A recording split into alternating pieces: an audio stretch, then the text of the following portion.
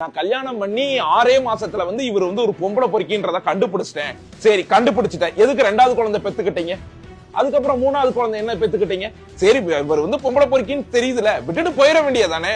ஏன் விட்டுட்டு போல? இவர் ஒரு பாப்புலரான மனுஷன், இவருக்கு வந்து நிறைய திறமைகள் இருக்குது, இவரை வச்சு நம்ம பணம் பார்க்கலாம், இவரை வச்சு ஆடம்பர வாழ்க்கையை வாழ்ந்துக்கலான்றக்காக தான் உங்களுடைய வாழ்க்கையை நீங்க நகர்த்திக்கிட்டே போனீங்க. அதுக்கு ஏத்தாப்புல இவர அகோரி கலையரசன் நீங்க வந்து அவங்க யூஸ் பண்ணிட்டு இருந்தாங்க பிரகையா. அதுக்கப்புறம் இப்ப அந்த வீடியோக்கு வருவோம்.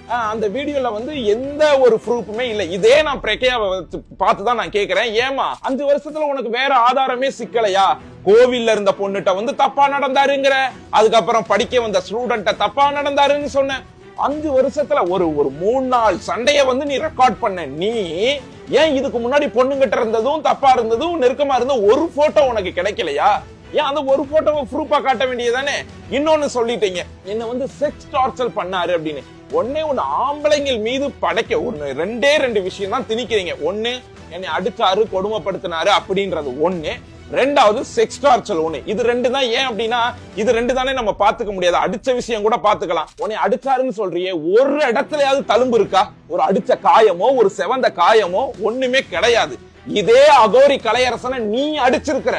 நீங்க அடிச்ச காயங்கள் அத்தனையும் அவர்கிட்ட இருக்கு. அவர் மீடியால காமிச்சிருக்கிறாரு. ஏமா நீ வந்து என்ன மீடியால உட்காந்து பல மேக்கப் போட்டு லிப்டி போட்டு அழகா ஜம்முன்னு சிரிச்சு ஒரு இன்டர்வியூ இன்னைக்கு காலையில தான் பார்த்தேன். சிரிச்சு பேசுற. ஏமா உனக்கு எப்படி சிரிப்பு வருது?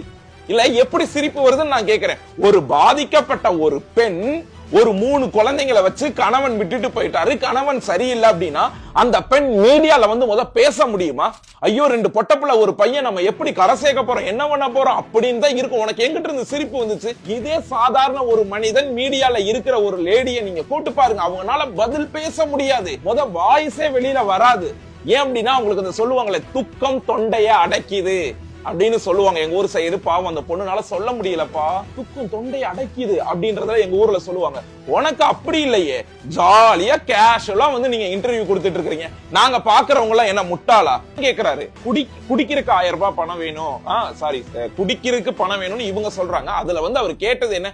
1000 ரூபாய் பணம் கொடு, 1000 ரூபாய் பணம் கொடு. அதுல மட்டும் தாங்க ஆதாரம் தெரியுது. குடிக்கிறதுக்கு பணம் கொடு அப்படின்னு அவர் கேட்கவே இல்ல. சரி குடிக்கிறதுக்காகவே பணம் கேட்டிருக்கட்டுமே.